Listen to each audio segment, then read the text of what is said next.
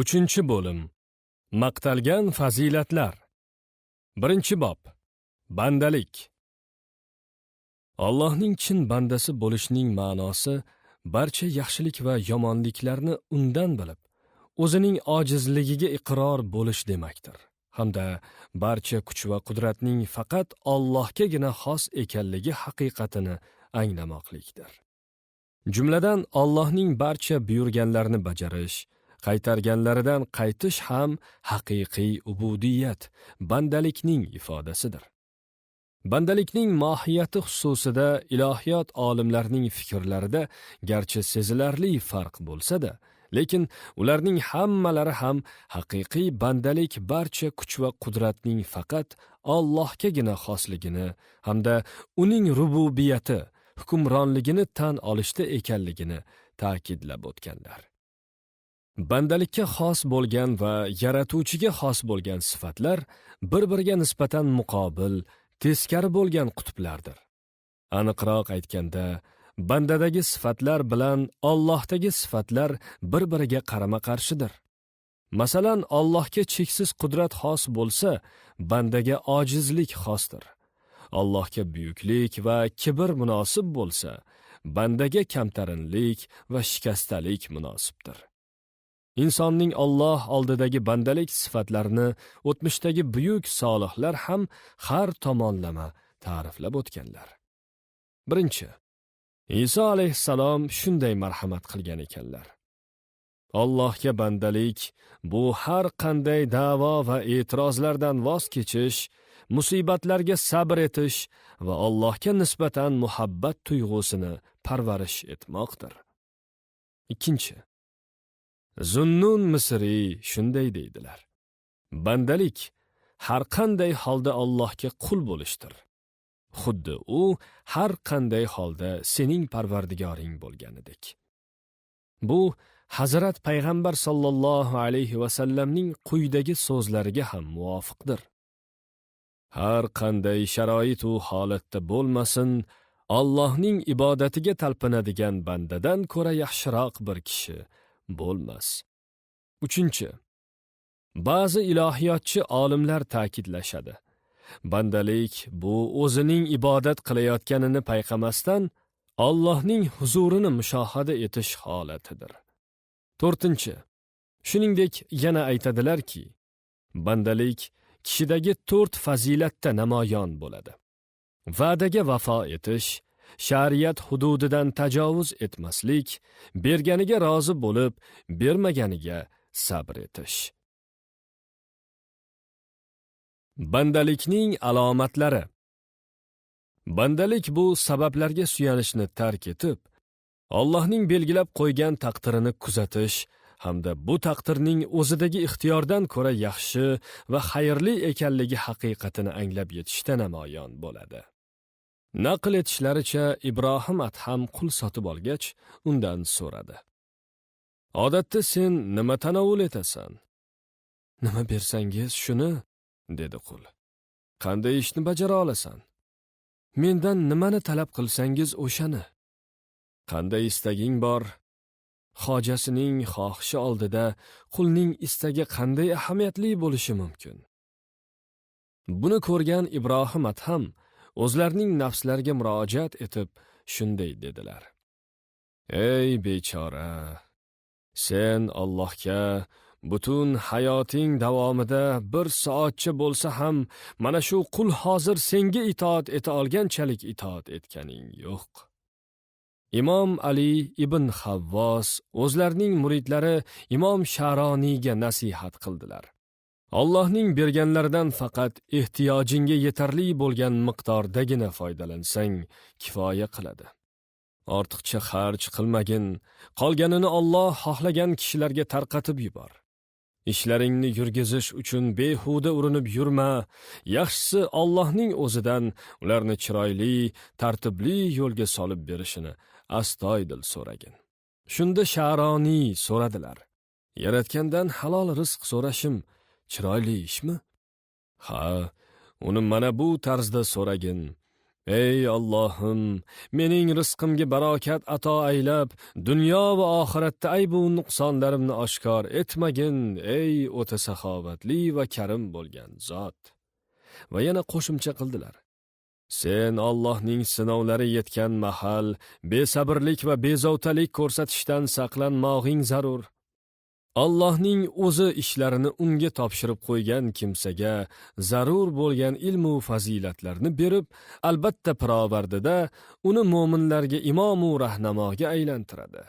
Haqiqatda Alloh hamma narsaga qodir zotdir.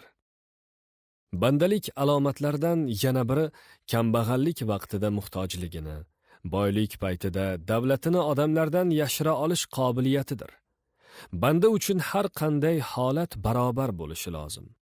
Nafsining jilovini mahkam tutib, uni har bir ishida so'roqqa tutmog'i, odatlarga nisbatan saxovatli bo'lmog'i, lazzatlarga mukkasidan ketmasligi va uni izlamasligi banda uchun lozim bo'lgan shartlardandir. Olimlar marhamat etadilarki, inson o'ziga xizmatkor, qul izlamagan muddaticha Allohning haqiqiy bandasi bo'lib qoladi. Qachonki o'ziga xizmatkor, qul izlay boshladimi, Alloh oldidagi bandalik sifatini yo'qotadi. Bandalikning o'ziga xos shunday odoblari mavjudki, uning rioyasini qilishga intilgan kishi ochlik, yalang'ochlik, qashshoqlik va xo'rlik kabi sinovlar yetgan mahallarda hech qachon ortiqcha bezovtalik va hayajonga berilmasligi kerak bo'ladi. Ushbu odob qoidalari bandadan Allohning unga bitgan taqdirotini itoatkorona qabul qilishni hamda unga nisbatan biror narsada isyon va e'tiroz etmaslikni talab etadi. Ya'ni haqiqiy banda faqat Allohning mehribonligiga suyanishi, faqat unga tavakkul etishi, zaxira uchun oziq-ovqatdan hech narsa yig'masligi, ehtiyoji uchun Allohdan boshqa hech kimdan hech narsa so'ramasligi lozim. Bandalik, ubudiyat bu bandaning ajralmas xususiyatidir. Xuddi hukmronlik, rububiyat Allohning ajralmas va doimiy sifati bo'lganidek. Shuning uchun kimki odamlar ichida o'zining obro'-e'tibori, yaxshi amali bilan kifoyalanib, yaratganiga muhtojlik tuyg'usidan yiroqlashib qolsa, bu uning chin ma'naviy halokatidir. O'zining boyligi va davlatiga suyangan boy haqiqiy qashshoq. O'zining jamiyatdagi baland martabasi bilan manmanu mag'rur mansabdor, haqiqiy past, o'zining naslu nasabi bilan maqtanib yurguvchi sohib nasab, haqiqiy xordir. Kimki ishining rivojini o'zining donoligi va tadbirkorligidan bilibdimi, singani, xonavayron bo'lgani o'shadir. Kimki doimo Allohdan rozi bo'lib, shukr qilguvchi bo'lsa, uning yordamiga muhtojligini butun borlig'i bilan idrok etib, undan tilaguvchi faqir bo'lsa, hamda har qanday ishida unga tavakkul etishga odatlangan bo'lsa, asl haqiqiy badavlat kishi o'shadir. O'zini boshqalardan yomonroq deb e'tiqod qilmoq. Allohga bo'lgan samimiy ibodat bu unga nisbatan ojiz va muhtojligini tafakkur etgan holda doimo tavba tazarru ila ilohiy shariatga muvofiq umrguzaronlik qilmoqlikdir. Haqiqiy ibodat bu inson qalbining ibodati bo'lib, o'zining kamtarligi, shikastaligi va yaratganga nisbatan muhtojligi yu faqirligini idrok etishida namoyon bo'ladi. O'zini atrofidagi barcha odamlardan ko'ra yomonroq hisoblaydigan kimsa uchun jumla-i jahon go'yo murshidi komilga aylanadi. Zero koinotdagi barcha narsani Alloh o'ziga xos bir hikmat va ibrat sifatida yaratgan emasmi? O'z nafsini bo'lmag'ur bilib, uni to'g'rilashga intilgan banda bu hikmatlarning har biridan tegishli bir ma'no va ibrat olishga urinadi. Masalan, gunohkor kishidan nimani o'rganish mumkin? Kuzatganda shu narsa ma'lum bo'ladiki, gunohkorga qilgan gunohlari sabab Alloh muvofiq bo'lgan ko'p jazo va musibatlarni jo'natadi. Ibratlanadigan tomoni shuki, mazkur gunohkor shuncha balo-yu musibatni o'ziga xos bardosh va ko'nikma sifatida boshidan kechiradi. O'zini tarbiyatga muhtoj deb bilgan Allohning bandasi, masalan, itning hayotini kuzatar ekan, undan o'ziga ko'rsatiladigan qo'pollikka sabr etishni, o'zini past olgan holda hech qanday zaxiralarsiz yashashni hamda oshqozonida bori bilan qanoatlanishni o'rganadi. Shuningdek, yana itdan o'z sohibiga nisbatan rozilik va minnatdorlik tuyg'ulari bilan yashash ta'limini olish mumkin. Axir u o'ziga tashlangan eski suyaklarni ham o'ta bir xursand holda g'ajimaydimi? Yoxud u o'ziga nisbatan oz bo'lsa-da yaxshilik ko'rsatganga qanchalik iltifot va xayrixohlik namoyon etadi? O'zini hech narsadan yaxshi deb bilmaydigan qul chinakam sabr-u bardoshni toshdan ham o'rganishi mumkin.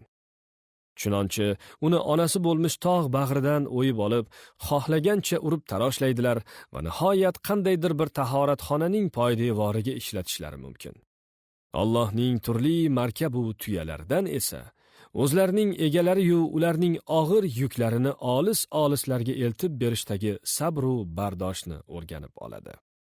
Ibrat ko'zi bilan qaraguvchi banda xo'rozni kuzatib undan qalb uyg'oqligi, oilaga e'tibor, rashk hamda topganini baham ko'rish fazilatlarini o'zlashtiradi.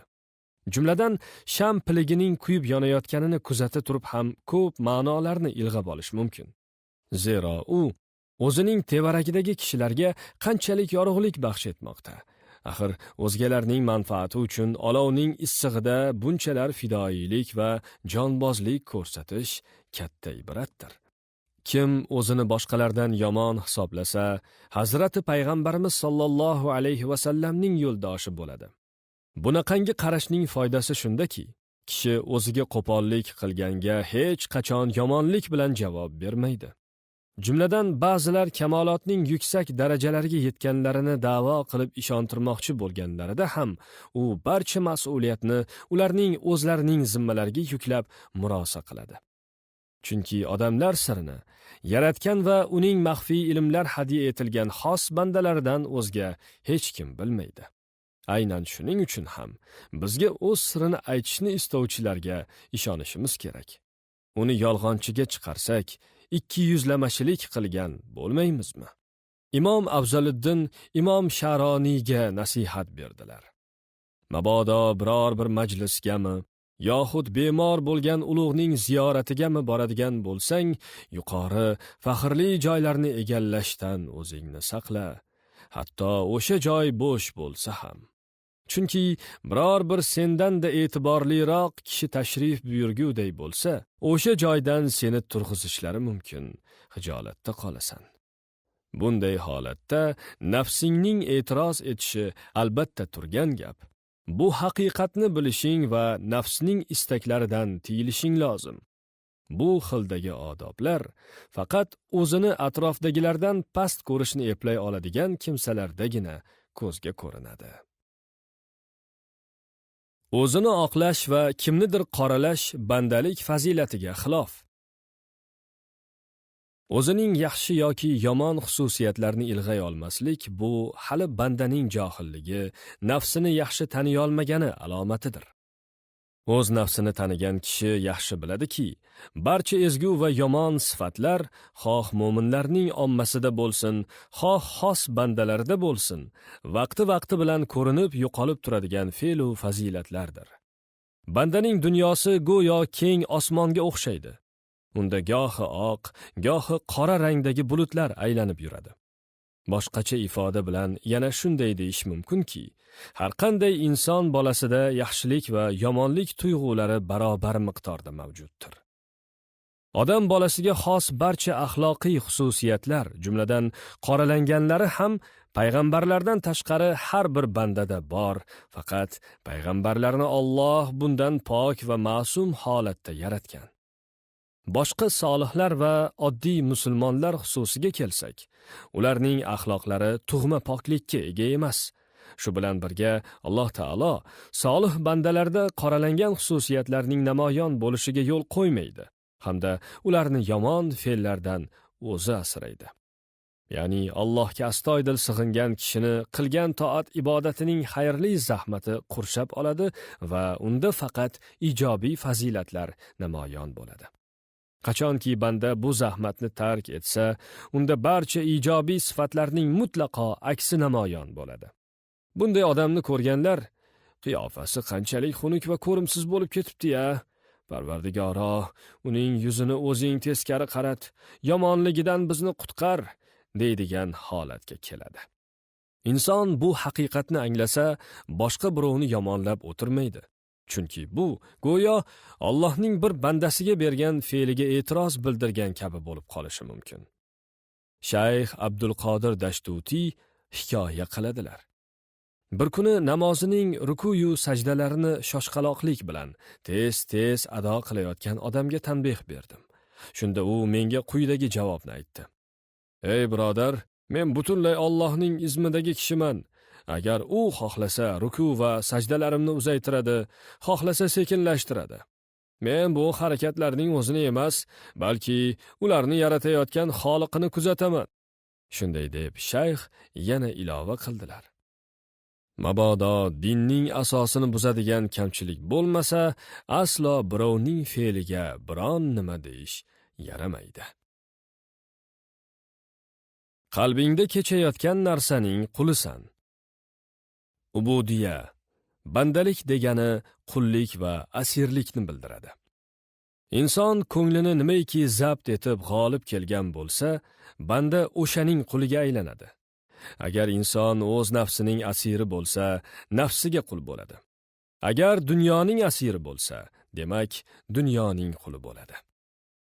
Insof bilan qaralganda, ko'nglini tamomila dunyo muhabbati va tashvishlari ishg'ol etgan muridning ibodati tananing ozori va charchog'idan o'zga narsa emas. Bunday ibodat, garchi u ko'p bo'lsa-da, Allohning oldida qimmati yo'q, jonsiz jasadga o'xshaydi. Ko'rib turibmizki, bugungi davrimizda ba'zi insonlar dunyo ortidan kun bo'yi yelib yugurib, tunlari esa ko'p ibodat qilishga intiladilar. Ammo bu xildagi ibodatlar ko'p bo'lishiga qaramasdan, dunyo muhabbati bilan yo'g'rilgani sabab egasini haqqa yaqinlashtira olmaydi. Bas shunday bo'lgach, endi faqat dunyo deb yelib yugurib, gunoh ishlardan ham tiyila olmayotganlarning onda-sonda qilgan ibodatlari ularni haqqa eltarmikan? Yakka Xudoga sig'inuvchi mo'minlar yolg'iz Allohga hamda uning amrlarini to'la-to'kis qabul etuvchi va amalga oshiruvchi kimsalargagina itoat etadilar xolos. Bandaning haqiqiy qadr va qimmati kimga yoki nimaga sig'inishi va ergashishi bilan belgilanadi. Biluvchining qadri uning aynan nimani o'rganishi va o'zlashtirishiga bog'liqdir.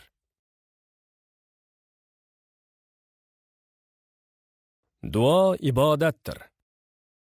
Duoda insonning Alloh nazdidagi qulligi butun mohiyati va haqiqati bilan namoyon bo'ladi. Shuning uchun ham aynan duo paytida qul Parvardigorining cheksiz saxovatidan umid qilgan holda o'zining ojizligini, zaifligini va Allohning marhamatiga muhtoj ekanini qalban izhor etadi.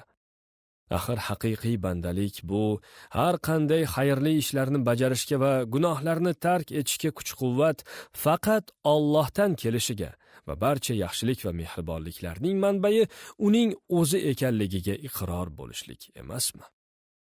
Rasululloh sallallohu alayhi va sallam dedilar: Duo ibodatning mag'zidir. Anas ibn Malikdan rivoyat qilingan Termiziy rivoyati. Boshqa rivoyatga ko'ra duo ibodatdir.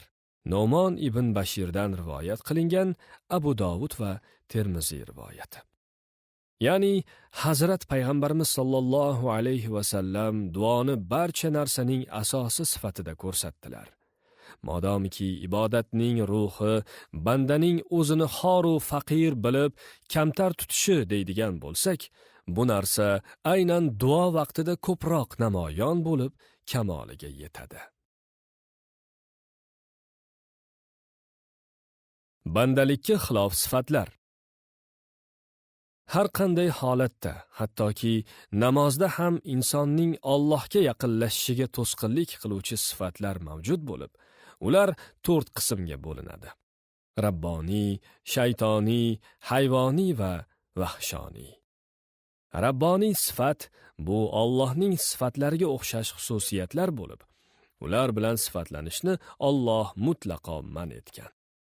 Bunday sifatlar buyuklik, ustunlikka intilish, g'ino, ya'ni hech kim va hech nimaga muhtoj bo'lmaslik sifati bilan sifatlanish istagi, odamlar ustidan hukmronlik qilish xohishi, o'zini har qanday mo'mindan yaxshi deb gumon qilish tuyg'usi. Shaytoniy sifatlar: hasad, makr, xiyonat, yolg'on, va'dabozlik, munofiqlik, shuningdek bid'at va firqachilikka moyillik xususiyati. Hayvoniy sifatlar: badnafslik, ochko'zlik, ishqibozlik, jinsiy va shahvoniy ishtiyoqlarga mukkasidan ketishga o'xshashdir. Bu xususiyatlar o'z egasini zino va o'g'rilik kabi qabih jinoyatlarga undaydi. Vahshoniy, yirtqich hayvonlarga xos sifatlar. Bular noo'rin va bemahal g'azablanish va nafratlanishga o'xshash fe'llardir. Bunday sifat egalari odam o'ldirish, unga shikast yetkazish kabi Alloh taqiqlagan og'ir gunohlardan ham tonmaydilar. Inson ko'nglini avval boshidan hayvoniy sifatlar egallay boshlaydi. Vaqt o'tib, unda dunyoni idrok etish qobiliyati shakllana boshlashi barobarida vahshoniy xususiyatlar ham sekin-astalik bilan o'zini namoyon etadi. Aynan shu mahalda Allohning madadi bo'lmasa, inson shaytonning yordamiga tayangan holda o'zining aql va idrokini makru xiyonat uchun ishlata boshlaydi. Fursatni g'animat bilgan shayton bor imkoniyatini ishga solib, yo'ldan adashgan insonni taqiqlangan, ya'ni Allohdan boshqaga munosib bo'lmagan sifatlarni egallashga undaydi. Kimki bu paytda shaytonning bitta sifatini o'ziga yuqtirib olsa, Alloh uni o'ziga yaqinlashish imkoniyatidan mahrum etadi. U zot shayton va uning lashkariga qarata shunday deydi: menga yaqinlashganlarga siz ta'sir o'tkazishga qodir emassiz, ammo mendan ajraganlarning har birining ustidan mutlaq hukmdorlik qila olasiz. Alloh Qur'oni Karimda shaytonga shunday deganini eslatib o'tadi. U zot dedi: boraver, ulardan kim senga ergashsa bas, albatta jahannam to'liq jazoingiz bo'lur. Ulardan kimga kuching yetsa, ovozing ila qo'zg'at, ularning ustiga otliq va piyoda qo'shiningni tort, ularga mollarda va bolalarda sherik bo'l va va'dalar qil. Shayton ularga aldovdan boshqani va'da qilmas. Isro surasi 63-64 oyatlar. Bu oyatlarda o'ta qattiq tahdid ohangi bor. Allohning mol, davlat va bola chaqalarda ularga sherik bo'l degani, ularni taqiqlangan yo'l bilan mol davlat topib, nojoiz tarzda ishlatishga, shuningdek taqiqlangan harom yo'l bilan bola chaqa ko'paytirishga undagin degan ma'no bor. Ularga va'dalar ber deganida esa shaytonga xos bo'lgan yolg'on va'dalar tushuniladi. Chunki shayton inson bolasiga hech qanday qiyomat kuni ham, qayta tirilish ham, savol so'roq ham bo'lmaydi deb ishontirishga urinadi. Allohning ammo shayton ularga faqat yolg'on narsalarnigina va'da qilur deganidan murod esa shaytonning odamlarga qilgan nohaq va gunoh ishlarini go'yo haqiqat va savobga o'xshab bezatib ko'rsatishga qodir ekanligini bildirish uchundir. Bandalik samaralari. Zaifligimizni tan olsak, shundan keyin Alloh taolo kuch-qudrati bilan bizni qo'llab-quvvatlaydi. Muhtoj va qashshoqligimizni anglab yetsak, u o'z boyliklari bilan bizga yanada ko'proq yordam beradi. Kim Allohga o'zining doimiy ehtiyoji borligini, faqirligini, shikastaligini, ojizligini mujassamlashtirib namoyon eta olsa, Alloh uni ulug' davlatga, ya'ni o'zidan boshqa hech kimdan hech narsa so'ramaslik sharafiga muyassar etadi. Axir chindan ham qulning Allohdan boshqa panohi va najoti bo'lishi mumkin emas-ku. Kimda kim Alloh nazdida o'zining bandalik, ubudiyat sifatini namoyon etib, davomli tarzda uning zikri bilan mashg'ul bo'lsa, Alloh uni o'z rububiyati, hokimiyati bilan qo'llaydi. Zero zikr bu bandalarning haqiqiy sifatlarini ohanraboday o'ziga tortadigan bir amaldir.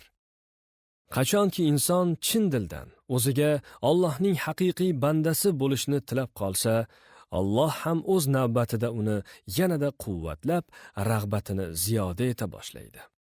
Bandaga yetgan va u guvoh bo'lgan bunday qo'llab-quvvatlash esa Alloh taolo mehribonchiligining maydagina bir qismi xolos.